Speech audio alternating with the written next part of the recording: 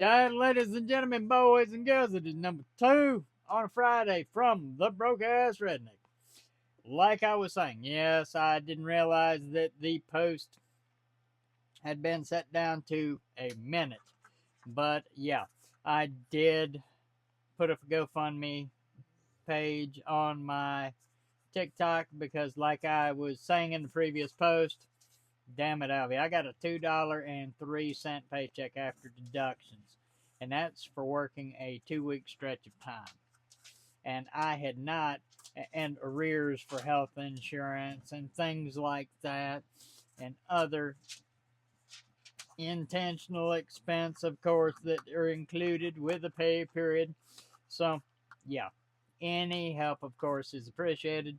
Uh, I don't like asking for help. Gen Xers don't do this shit. We're not the ones to actually ask for help unless it's a really desperate situation. And you know what the old saying is, desperate crimes call for desperate times, or desperate times call for desperate crimes, whatever it may be. Now, I know the Gen X population is abundant. We have been here. You know, a lot of us are struggling in this world. And right now, I am no exception to that at all. None whatsoever. And I don't claim to be. Like I said, the title of my page is the broke, or my handle is the broke ass redneck because I am literally a broke ass redneck.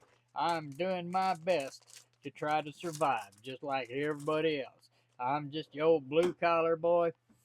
No, I don't get out in the manual labor fields anymore like a lot of folks do because of the fact that uh, I have fibromyalgia, osteoarthritis. Now I am a heart patient. It, it, it keeps adding up. When you getting old is not for the faint of heart, by no means. Now, and being a southerner and getting old, you know, it means where is a southerner supposed to retire to? Oh, and by the way, let me tell y'all, the North called. They want their weather back. Please, let's send it, us Southern folks. It is too damn cold for this shit. I don't like it a bit. I turned on the space heater in here. My English bulldog hauled ass because she's afraid of everything. And she said she finally decided to come back in now. I think what happened earlier is the heat was blowing on her and it scared the shit out of her. Because I got a little space heater here in the office of the broke ass redneck.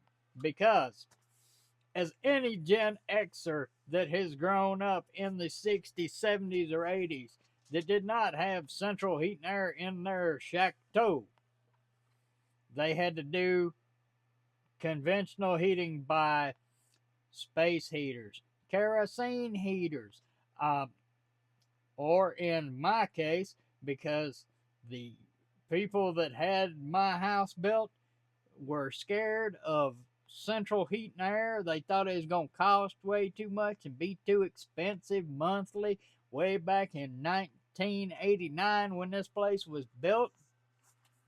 Put something I haven't seen until I actually moved into this house in 2004, and that's wall heaters. The last time I had even remotely seen a wall heater, an electric wall heater, was damn well 1994. So it was basically a decade later I even saw a wall heater again because everybody else done went to central heat and air. These folks that I bought this house from, nope, didn't do it.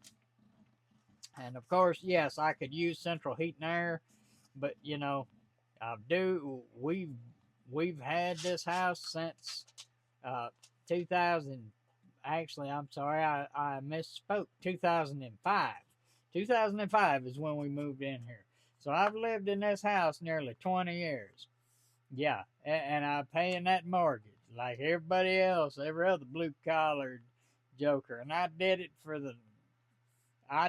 years, many years by myself with my wife here. She She and I had discussed it in our youth at the time, and of course, times were different 26 years ago, going on 27.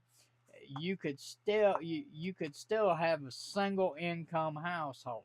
Those days are long gone unless you're just, highly educated or something along that range or scope of support. So, Gen Xers, we used to do all this shit by ourselves. So did the boomers. The millennials, no. They ain't doing that. They're either mooching off of one, and usually the newest trend is it's the guys mooching off the girls. They get them a girlfriend that'll work like a slave, and they want to sit at home and play video games and not pay attention to nothing in the world around them. And that shit's for the birds. Damn it, Elvie, I'll call it like I see it. Gen Xer ain't gonna let his significant other sit there and struggle in the strife because they want to sit down and play Fortnite or Call of Duty or whatever the hell they're playing now, whatever first person shooter. Ours growing up was Final Fantasy. Everybody was addicted to Final Fantasy, Zelda, and Final Fantasy and Zelda still kicking around after all these years. So, I do have my thoughts and beliefs on things. And some people may not agree with them. But guess what? That's the nice thing about being a Gen Xer. Those opinions are opinions. You can have them. We're not going to get butt hurt because you got an opinion. Like when y'all get butt hurt because us old boys and girls have one. That ain't how it works around here. That ain't our story. That ain't our cup of tea.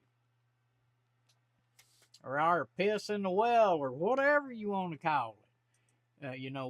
We're the ones that get out here off of our duffs and do shit still. I mean, no, I'm 48 years old. I've done all that manual labor like everybody else. And it ain't a fun thing. I went through the Air Force. I didn't go through college. I tried to do more technical, I tried to do more hands-on things because I knew a job as a laborer would sometimes be more significant than a desk job. Now, yes, as I've gotten older, I have taken a desk job. The desk is here. It is right behind the camera in the office of the broke-ass redneck because I now work from home. Now, are there advantages to working from home? Yes and no. We are still supervised. We're still monitored. They have computer software that tracks if we're on our phone, as in our work phone, which is through the computer, through a work computer. They have voice over internet phone service. And we take calls just like everybody else. The only difference is we're not the ones over here going, "Hello, my name is Habib. How may I be of assistance today?" Or, "Hey, man. See? Yeah, yes, sir. Yes, sir. Yes, sir. What is your name?" "Ron." "Okay, Ron, you don't sound much like a Ron." "I am a Ron. Ronaldo." "Where you located at?" "Texas." "What?" True story. I've seen it happen. I know these guys that say they're from the States. Some of them say they're from the States. There ain't no way. I used to review calls for a cable company. Most of them callers, "We want to speak to a stateside agent." You are, sir. You are, sir." And it was in another country. Sorry, but not sorry. So with that being said, it is number 2 from the broke ass redneck on a Friday. The weekend is upon us. Turkey Day is once again getting closer to us. Y'all have a good one. Peace and fish grease.